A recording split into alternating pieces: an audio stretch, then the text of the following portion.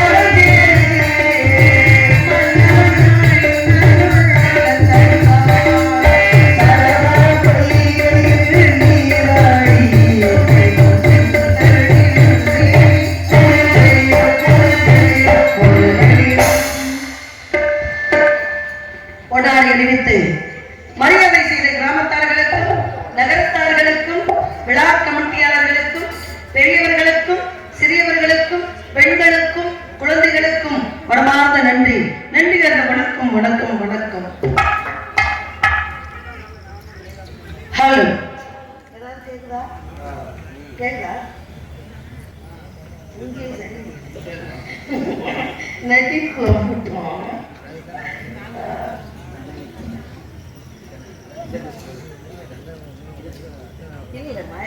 வெளியில கேட்டுட்டு நமக்கு கேட்கல. ஹலோ, கல்வெட்டில் பிறக்கும் மாண்பெட்டில் கஸ்தூரி பிறக்கும், மாண்பெட்டில் கொரோனை பிறக்கும், மனிதன் மனிதருக்கும் என்று உலகத்துக்கு எடுத்து காட்டிய முத்தமிழ் முருகனை தத்தெடுத்த அன்னை பராசக்தி அடிமகள் கலைமகள் மலைமகள் என்று சொல்லக்கூடிய ஆத்தாளை அண்டமெல்லாம் புத்தாளை ஆதி பராசக்தி என்று சொல்லக்கூடிய அப்பேற்பட்ட மாரியம்மனை வணங்க வேண்டும். அவளை எப்படியெல்லாம் வணங்க வேண்டும் என்றால், ஏகாடு வந்திருக்கும்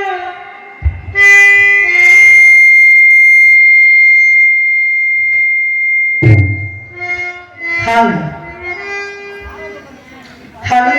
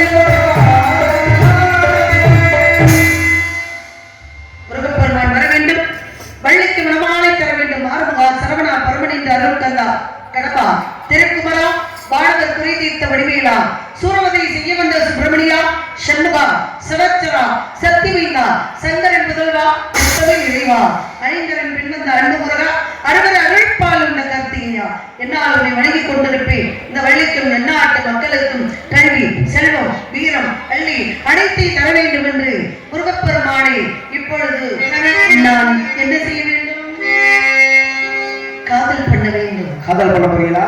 ஆமாங்க. சரி. மனிதன் உணர்ந்து கொள்ள இது மனித காதல் அல்ல, அது அதையும் தாண்டி புனிதமானது. அப்பேற்பட்ட என்னுடைய புனித தன்மையை முருகனிடம் நான் காட்டணும் அப்படின்னா விடியறதுக்குள்ள நீங்க பாப்பீங்க. அந்த முடிகளை காட்டிடுவோம். ஆமா. அப்பேற்பட்ட முருகப்பெருமானை வள்ளியாகப்பட்டவள் காதல் எப்படி பண்ண வேண்டும் என்றால் மெதுவா மெதுவா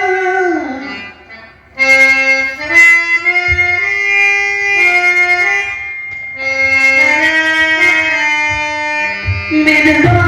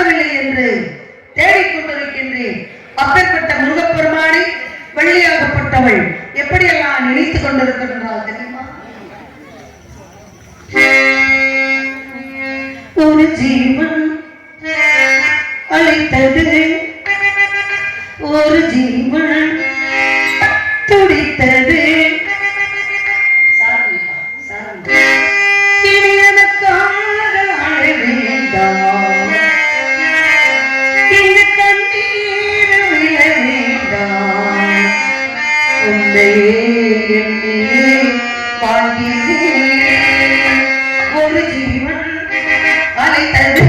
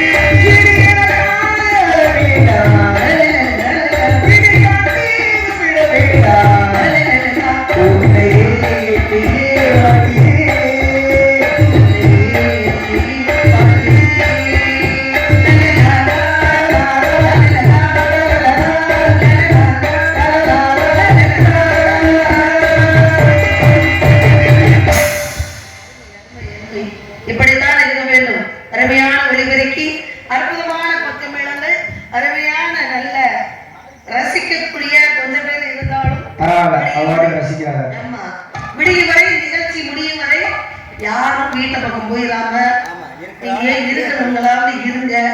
ரொம்ப விசேஷம். ஏன்னா உங்களை பார்த்துதான் நாங்க எல்லாமே இங்க செய்யணும். நீ வாழத்தை போயிட்டீங்கன்னு வச்சுக்கோங்க, நல்ல அங்கங்க உட்காந்துருக்குறாங்க கலக்க உட்கார்ந்ததுனாலதான் நிறைய குடும்பம் தெரியுது. நல்ல விஷயம். அதனாலே யாருக்காக வந்திருக்கிறோம்? பொதுவா இருந்து இந்த திருவிழா எதற்காக நடக்குது அப்படின்னா தெய்வத்துக்காக நடக்குது அப்படின்னு நம்ம நினைச்சுக்கிட்டு இருக்கிறோம். தெய்வம் எங்கே இருக்குங்க? மனிதர் உண்டு, மனிதரில் மிருகம் உண்டு, மனிதரில் மாணிக்கம் உண்டு, மனிதரில் தெய்வம் உண்டு அப்படின்னு சொன்னாங்க. தெய்வமும் மனிதனும் ஒண்ணுதான் அப்படின்னாங்க. ஒருத்தர் இக்கட்டான சூழல்ல மாட்டிக்கும் பொழுது தெய்வ ரூபத்துல நல்லவன்டா போய் காப்பாத்தணும்டா அப்படின்னு சொல்லி யாருடைய உருவத்திலேயாவது தெய்வம் வந்துருவாரு. தெய்வம் என்றால் என்ன? இறைவன் என்றால் என்ன? கடவுள் என்றால் என்ன? கடவுள் கடவுள் நம்ம மனசாட்சி மட்டும்தான் கடவுள். புரியுதுங்களா? யாருக்கும் எந்த துரோகம் நினைக்கல, யாரு சொத்தையும் களவாடல, யாருடைய குடும்பத்தையும் எடுக்கல, நான் யாருக்கு எந்த துரோகம் நினைக்கலங்க. ஆனா எனக்கு கடவுள் வந்து சோதனை கொடுக்குறாருன்னா கண்டிப்பா என்னையே ஜெயிக்க வைப்பாரு. ஏன்னா நம்ம மனசை அறிஞ்சு யாருக்கும் துரோகம் செய்யல. அப்புறம் எப்படி கடவுள் கைவிடுவாரு? விடமாட்டாருல்ல. அதே சமயத்துல எல்லா தவறையும் செஞ்சுக்கிட்டு அடுத்தவங்க காசு வாங்கி நல்லா சாப்பிட்டுக்கிட்டு இப்படி துரோகம் செய்யற தொழிலுக்கு துரோகம் பண்ணணும்னு வச்சுக்கோங்களேன், நம்மளுக்கு ஒரு கஷ்டம் வரும்போதே சண்டையும் சேர்ந்து வந்துடும். ஆஹா, அவன் கிட்ட வாங்கிட்டோமே, அவன் காசை கொள்ளையடிச்சோமே, அவன் சொத்தை கொள்ளையடிச்சோமே, அந்த பாவம் தான் வந்து செய்யுதோ அப்படின்னு அவனுக்கா தோணிடும். அப்ப கடவுள் எங்க இருக்கின்றா? மனிதர்களுடைய மனதில் தான் இருக்காரு. மாமா, போன வருஷம் உங்களை கும்பிடுறோம், இந்த வருஷம் நீங்க எல்லாரும் சேர்த்து என்னை கும்பிடுங்க அப்படின்னு இருக்கக்கூடிய மாமா மச்சினர்களோ பங்காளிகளோ ஒருத்தருக்கு ஒருத்தர் இந்த வருஷம் உங்களை கும்பிடுறோம், நான் அடுத்த வருஷம் என்னை கும்பிடுங்க அப்படின்னு சொல்லிக்கிட்டு இருந்தா என்ன பண்ண? என்னடா நீ போன வருஷம் கும்பிட்ட அவன் ஒன்னே இந்த வருஷம் கும்பிட்ட, என்னை எப்ப வேண்டாம் கும்பிட போறீங்க அப்படின்னு ஒருத்தன் உள்ள வந்து சண்டைக்கு வருவான். எதுக்காக? அதனாலதான் மச்சான் நீயும் வேண்டாம்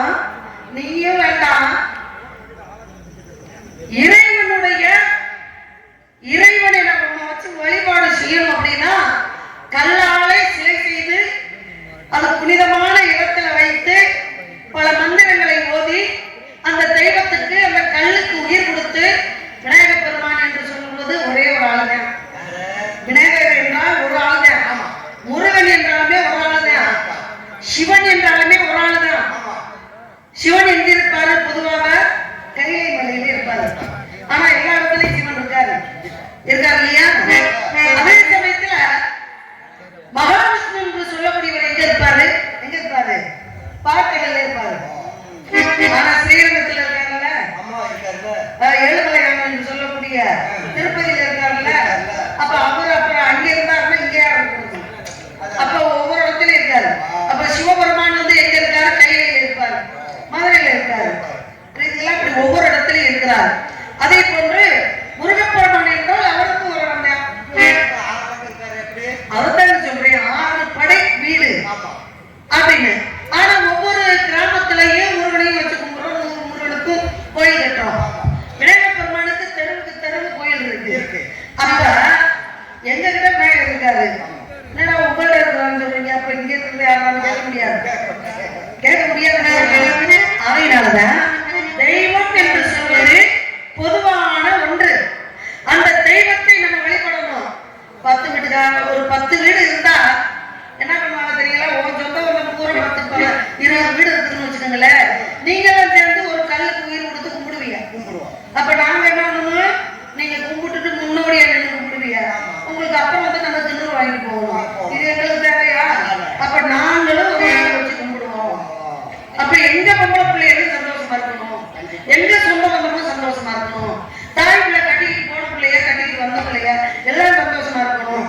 அப்படி இருந்தா ஒவ்வொரு இடத்துலையும் ஒவ்வொரு தெருவுலையும் ஒவ்வொரு ஊர்லையும் வச்சு கும்பிடுறோம். அப்ப கும்பிடும் போது கும்மி அடிக்கிறது எதுக்கு? பேசிக்கிட்டவங்க பேசாதவங்க, சண்டை போட்டுட்ட பெண்ணு, சண்டை போடாத பெண்ணு முளைப்பாறு எடுத்து அம்மனுக்கு கும்மி கொட்டி அப்படி வரும்பொழுது சுத்தி சுத்தி வரும்பொழுது எவன் பக்கத்துல இருக்கா, எவன் எட்டி இருக்கிறா அப்படின்றதே பெண்களுக்கு தெரியாது. அப்படி சுத்தி சுத்தி வரும்போது எப்படி மாறிடுவாங்க. அப்படி மாறும்போது என்ன பண்ணுவா, 3 வருஷம் பேசாத ஒருத்தி பக்கத்துல இருந்துருவா. 3 வருஷம் பேசாம பக்கத்துல இருப்பா. ரொம்ப எல்லாம் சண்டை இல்லைங்க. என் கோழி அவங்க வீட்டு கோழியில கொட்ட வந்த இறைய சாப்பிடுச்சு, சரி அதுக்கு சண்டை வந்துட்டா, ஏண்டி உன் கோழி வளரணும்னு என் வீட்டு இறையெல்லாம் நீங்க இருக்கியா? இப்படி சின்ன சின்ன சண்டை தான் பெண்களுக்கு வரும். சரி, அதனால பேசிக்க மாட்டாங்க. ஆனா கடைசியில என்ன ஆகுது, பேசிக்கிட்டவ பேசாதவெல்லாம் இங்க கும்மி அடிக்கிற ஆத்தா முன்னாடி ஒண்ணு சேர்ந்துருவா. ஐய முன்னாடி 3 வருஷம் பேசாம இருந்தவ பக்கத்துல வந்து நிக்கிறாளே அப்படின்னு தன்னானே போடு தன்னானே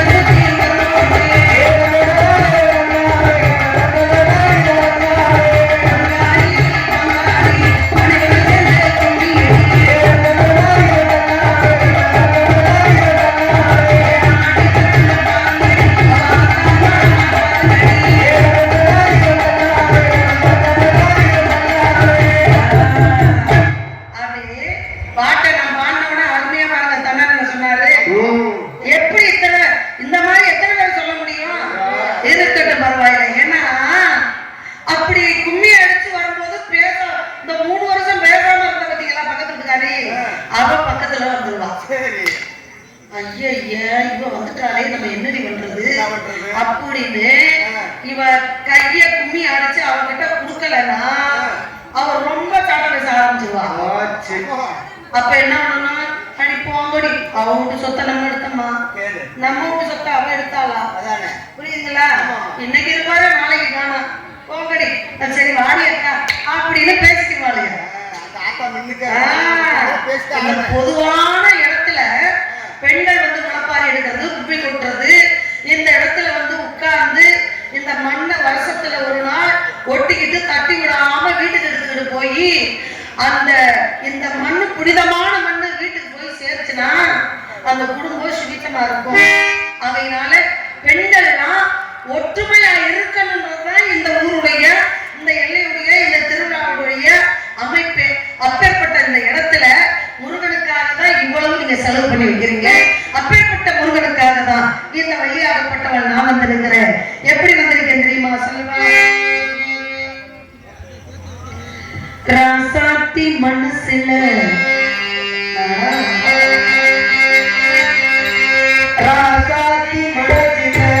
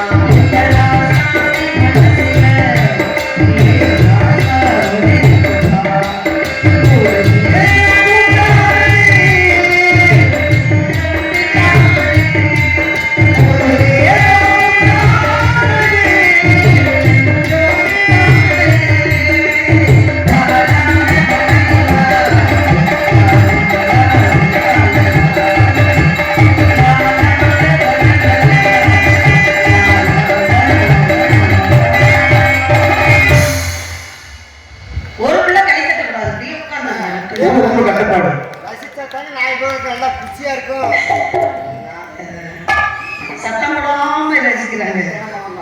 நல்ல பக்கமா வாசிக்கிறாங்களே, அதான் கேட்கலாம்ல. கேட்டு கேட்டு மரியாதை வாங்க வேண்டியதா இருக்கட்டுங்க. அதனாலே நிலா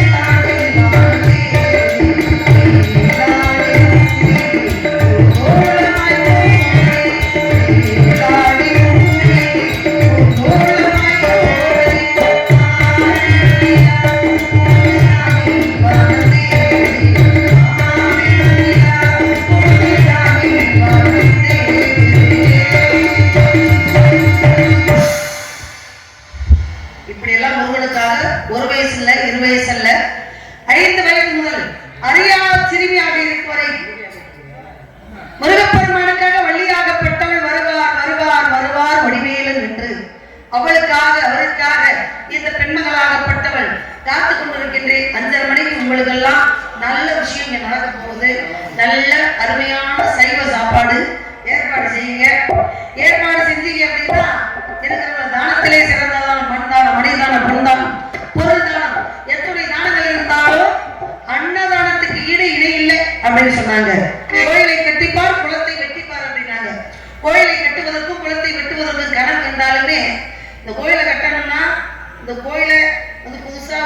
ஏற்படுத்தணும் அப்படின்னா யார் சேர்ந்தியும் ஊருக்காரங்க தான் சேர்ந்து அதை என்ன பண்ணலாம் ஏது பண்ணலாம்னு அதை வந்து யோசனை பண்ணி ஊருக்காரங்களாக இருந்தாலும் பெரியவங்களாக இருந்தாலும் அந்த பொறுப்பை யாருக்கு ஒப்படைப்பாங்க அப்படின்னா பிரசிடண்ட் கவுன்சிலரு இந்த மாதிரி சொல்லக்கூடியவங்கள்ட்ட தான் ஒப்படைப்பாங்க. அவங்களுடைய அனுமதி பெற்று தான் பண்ண முடியும்.